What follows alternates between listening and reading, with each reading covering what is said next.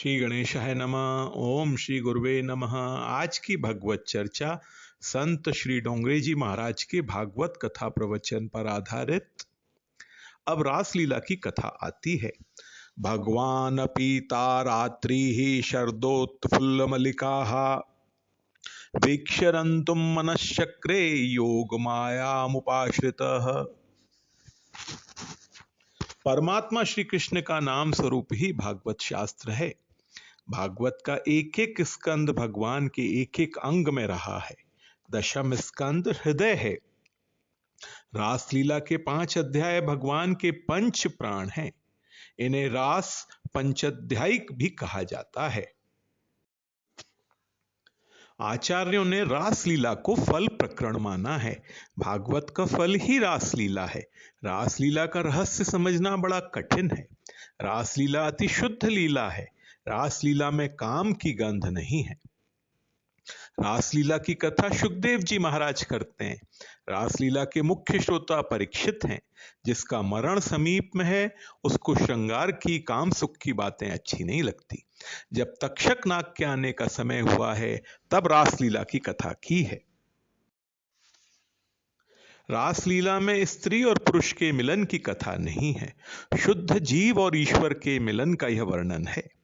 गोपी शब्द सुनने के बाद बहुत से लोगों को स्त्री का शरीर दिखता है। गोपी शब्द का अर्थ भागवत में ही किया गया है। गोपी कोई स्त्री नहीं है, गोपी कोई पुरुष नहीं है। शुद्ध जीव ही गोपी है। इति गोप्यः प्रगायन्त्यः प्रलपन्त्यश्च चित्रधा रुरुदुः सुसुरम राजन कृष्ण दर्शन लालसाः। श्री कृष्ण दर्शन, श्री कृष्ण मिलन की तीव्र इच्छा ही गोपी है। बड़े बड़े ऋषि गोपी बन करके आए हैं। ऋषि होने के बाद गोपी भाव जागृत होता है। ऋषियों ने हजारों वर्ष तक तपश्चर्या की है। गोभी ही पिबती इति गोपी, गोभी ही इंद्रिय है भक्ति रसम पिबती। जो प्रत्येक इंद्रिय से भक्ति करता है। संत ऐसा मानते हैं मानव जिस इंद्रिय से भक्ति नहीं करता उस इंद्रिय से पाप होने लगता है। प्रत्येक इंद्रिय से भक्ति करो। पाप करने के लिए भगवान ने आंख नहीं दी है। झूठ बोलने के लिए, किसी की निंदा करने के लिए जीभ नहीं दी है। विवेक से व्यवहार का काम करो और प्रत्येक इंद्रिय को भक्ति रस दो। प्रत्येक इंद्रिय से जो भक्ति करता है वह देह को भूलता है। तब गोपी भाव जागृत होता है। भागवत में लिखा है गोपी उसको कहते हैं जिसके मन में श्री कृष्ण के बिना दूसरा कुछ भी नहीं है। मानव मन में संसार को रखता है। गोपी ने मन से संसार को निकाल दिया है। मन में श्री कृष्ण का स्वरूप स्थिर किया है। जो संसार मन में है वही दुख देता है। बाहर का संसार किसी को दुख देता नहीं है। संसार नहीं छोड़ना है। संसार छोड़कर कहां जाओगे? जिसके मन में संसार है वह सभी जगह संसार करता है। लेकिन संसार को अपने मन से निकाल दो। मन में परमात्मा का स्वरूप स्थिर करो। जिसके मन में संसार नहीं है अर्थात संसार की आसक्ति नहीं है, जिसने अपने हृदय में श्री कृष्ण को स्थिर किया है, अर्थात जिसके हृदय में श्री कृष्ण के प्रति अनन्य प्रेम है, उसी को गोपी कहते हैं।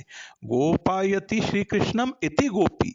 जो अपने हृदय में परमात्मा का स्वरूप स्थिर कर ले, जिसने मन से संसार को निकाल दिया, वह शुद्ध जीव ही गोपी है। रासलीला में शुद्ध जीव और ईश्वर के मिलन का वर्णन है। देह सुंदर नहीं है, देव सुंदर है। मानव का मन बिगड़ा है। मानव शरीर को सुंदर समझता है। देह से देव बाहर निकल जाए तो देह को कोई घर में रखने को तैयार नहीं है। शरीर से प्राण निकलने पर लोग उतावली करते हैं। जल्दी करो नहीं तो वजन बढ़ जाएगा। देह में जो सौंदर्य दिखता है वह देह का नहीं, देव का है। देव सुंदर है। सुखदेव जी महाराज सावधान करते हैं। रासलीला में 3 सिद्धांत ध्यान में रखने हैं। पहला, स्त्री पुरुष का यह मिलन नहीं है। दूसरा, शरीर के साथ भगवान खेलते नहीं हैं। तीसरा, शुद्ध जीव ईश्वर का यह मिलन है। रासलीला में काम की गंध नहीं है। रासलीला अति विशुद्ध लीला है। वासना रहित, आसक्ति रहित अति शुद्ध मन भगवान में मिल जाता है। जिसका मन भगवान में मिल गया है उसी को रास में प्रवेश मिलता है।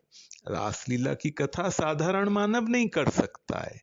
कथा सुनने का भी अधिकार साधारण मानव को नहीं है। जिसका मन भगवान में मिल गया है, जिसकी वासना का पूर्ण विनाश हुआ है, वही रास में जा सकता है। यह अति शुद्ध लीला है। जो जीव भगवान को मिलने के लायक है, जिसको भगवान ने अपनाया है, वही रास की बांसुरी सुन सकता है। साधारण जीव तो रास की बांसुरी भी नहीं सुन सकता है।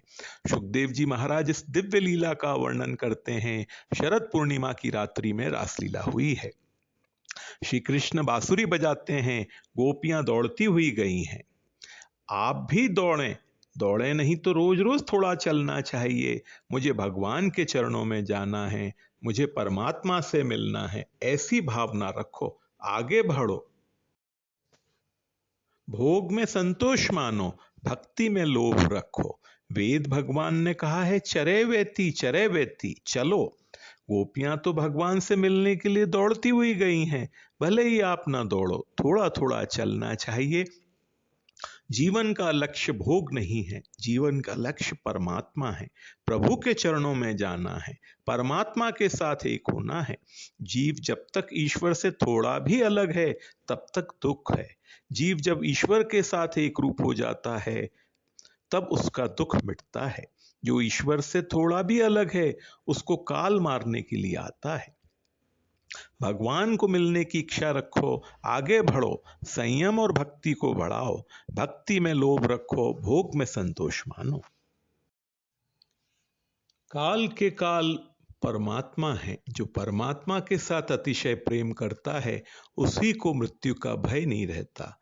वही भाग्यशाली है।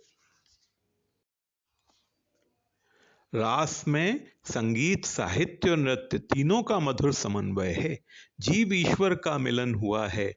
अति आनंद में श्री कृष्ण गोपियों के साथ नाचते हैं। ब्रह्मादिक देव वहां दर्शन के लिए आए हैं। ब्रह्मा जी दर्शन करते हैं। ब्रह्मा जी विचार करने लगे, ये मिलन शुद्ध है, मिलन में जरा भी विकार नहीं है। शुद्ध तो है किंतु लोक विरुद्ध है। भगवान ऐसी लीला क्यों करते हैं? पर स्त्रियों के साथ ऐसा नाचना कूदना ये उचित नहीं है।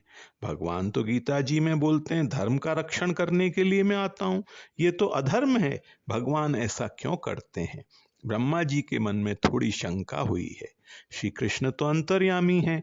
भगवान समझ गए, ये हाथ जोड़ करके खड़े हैं, पर इनका मन बिगड़ गया है, मेरे लिए शंका करते हैं। जिस गोपी को भगवान ने आलिंगन दिया है, उस गोपी को आत्मस्वरूप का दान किया है। अब साड़ी पहने कोई गोपी वहां रही नहीं है। सभी पीतांबरधारी श्री कृष्ण हो गई हैं। श्री कृष्ण के साथ खेलते हैं। श्रुति ने, वेदों ने कहा है, सयुजो सखायो। ब्रह्मा जी देख रहे हैं, गोपी में स्त्रीत्व नहीं है। मेरी बुद्धि में स्त्रीत्व के जो संस्कार थे, उस संस्कार से मुझे गोपी में स्त्रीत्व दिखता था। गोपी में स्त्रीत्व कहाँ है? यह तो शुद्ध जीव परमात्मा के साथ एक रूप हुआ है। सभी पीतांबरधारी श्री कृष्ण है। रेमे रमेशो व्रज सुंदरी थार्बक स्वप्रतिबिंब विभ्रम।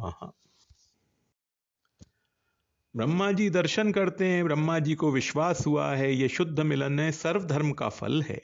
धर्म मर्यादा का भंग नहीं है, ये धर्म का फल है। धर्म का फल जीव ईश्वर का मिलन है। ब्रह्मा जी वंदन करते हैं। पूर्ण अद्वैत का दर्शन कराया है। एक बार ब्रह्मा जी को दर्शन होता है, सभी पीतांबरधारी श्री कृष्ण हैं। ब्रह्मा जी वंदन करके उठते हैं कि देखा है, पीतांबरधारी कृष्ण कहीं दिखते ही नहीं, सभी साड़ी पहने गोपियां दिखती हैं। पूर्ण अद्वैत का अनुभव कराया है। एक बार दर्शन कराया, सभी कृष्ण है। दूसरी बार दर्शन कराया, सभी गोपियां हैं। अब तो ब्रह्मा जी घबरा गए हैं। कृष्ण लीला का रहस्य श्री कृष्ण चरण में जो वंदन करता है, अभिमान छोड़ के जो शरण में जाता है, भगवान जिसके ऊपर कृपा करते हैं वही समझ सकता है। भागवत के प्रधान टीकाकार श्री श्रीधर स्वामी हैं। श्री श्रीधर स्वामी ने रासलीला का नाम दिया है मदन मान भंग लीला। श्री कृष्ण की यह काम विजय है। श्री श्रीधर स्वामी ने बहुत सुंदर मंगलाचरण किया है। ब्रह्मादि जय संरूढ़ दर्प कंदर्प दर्पहा जयति श्रीपतिर गोपी रास मंडल मंडनहा। एक बार ऐसा हुआ, कामदेव को अभिमान हो गया मैं ईश्वर हूं, सभी को मैं मारता हूं, सभी मेरे अधीन हो जाते हैं, बड़े बड़े देव ऋषि मेरे अधीन होते हैं। काम ऐसा समझने लगा मैं ईश्वर हूं, मैं सभी को मारता हूं। कामदेव श्री कृष्ण के पास गया है और श्री कृष्ण को कहा है आपकी और मेरी कुश्ती हो, आप मुझे हराओ तो मैं आपको ईश्वर मानूं। श्री कृष्ण भगवान ने कहा तू भूल गया, राम अवतार में मैंने तुम्हें हराया है। राम अवतार में कामदेव ने अनेक बार ऐसा प्रयत्न किया है कि राम जी के मन में थोड़ा विकार उत्पन्न हो जाए। जो बहुत प्रेम से श्री सीताराम जी की पूजा करता है, राम नाम का जप करता है, वह कामाधीन नहीं होता है। सीताराम जी का काम क्या बिगाड़ सकता है? कामदेव ने अनेक बार ऐसे प्रयत्न किए कि राम जी के मन में विकार आए। राम अवतार में कामदेव को भगवान ने हराया है। कामदेव ने कहा आपने राम अवतार में मुझे हराया तो भी मेरे मन में थोड़ी शंका रह गई। श्री कृष्ण ने पूछा क्या शंका रह गई? कामदेव ने कहा राम अवतार में आप मर्यादा पुरुषोत्तम थे, राम अवतार में मर्यादा में रहकर आपने मुझे हराया। भगवान ने कहा तुम्हारी क्या इच्छा है? तब कामदेव ने कहा आप मर्यादा छोड़ दें। श्री श्रीधर स्वामी ने टीका में लिखा है रास लीला में भगवान को ऐसे अनेक विशेषण दिए गए हैं जिनसे सिद्ध होता है कि भगवान को काम का स्पर्श हुआ नहीं। आत्मनि ही अवरुद्ध सौरतः अच्युतः आत्मा रामः योग माया मुपाश्रित, ऐसे सब विशेषण दिए हैं। इससे सिद्ध होता है कि श्री कृष्ण को काम का स्पर्श नहीं हुआ। कामदेव बाण मारता है, श्री कृष्ण निर्विकार हैं, भगवान का काम क्या बिगाड़ने वाला था? कामदेव ने कबूल किया है श्री कृष्ण देव नहीं हैं, देवों के देव परमात्मा हैं। कामदेव को भगवान ने हराया, इसीलिए भगवान का नाम हुआ मदन मोहन। श्री कृष्ण मदन मोहन है, कामदेव ने अपनी हार कबूल कर ली, मेरी हार है। श्री कृष्ण भगवान की यह काम विजय है, रास लीला मदन मान भंग लीला है। कामदेव ने कबूल किया है श्री कृष्ण परमात्मा है। गोपियों के साथ खेलते हुए भगवान अंतर्धान हुए हैं, फिर गोपियां स्तुति करती हैं। श्री सुखदेव जी महाराज वर्णन करते हैं गोपियां भगवान की स्तुति करती हैं। जयति तेधिकम जन्मना व्रजः श्रयत इंदिरा शश्वदत्र ही दयित दृश्यताम दिक्षु तावका स्तवई धृता सवस्तवाम विछिन्वते। गोपियां कहती हैं वैकुंठ से भी व्रज की महिमा अधिक हो गई है। वैकुंठ में परमात्मा राजाधिराज हैं, यदि कोई वैकुंठ में जाए तो प्रभु का चरण स्पर्श नहीं कर सकता, वहां उनकी चरण सेवा लक्ष्मी जी करती हैं।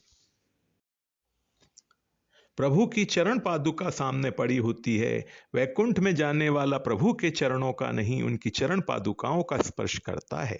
वैकुंठ में ऐश्वर्य है, ब्रज में प्रेम है। ब्रज में श्री कृष्ण किसी के बालक हैं, किसी के सखा हैं, ब्रज में केवल प्रेम है। वैकुंठ में ऐश्वर्य है, जहां ऐश्वर्य है वहां पर्दा रहता है, वहां संकोच रहता है। ब्रज में शुद्ध प्रेम है। आपने ब्रजवासियों को जो आनंद दिया है ऐसा तो वैकुंठ में भी नहीं है, वैकुंठ से भी ब्रज श्रेष्ठ है। गोपियां स्तुति करती हैं, भगवान प्रकट होते हैं, गोपियों को कृतार्थ किया है। श्री कृष्ण की यह काम विजय है। रासलीला का जो श्रवण मनन करता है, धीरे धीरे काम के ऊपर वह विजय प्राप्त कर सकता है। फिर तो भगवान श्री कृष्ण अरिष्टासुर व्योमासुर आदि अनेक राक्षसों का विनाश करते हैं। आज की भगवत चर्चा यहीं तक। ओम श्री गुरुवे नमः।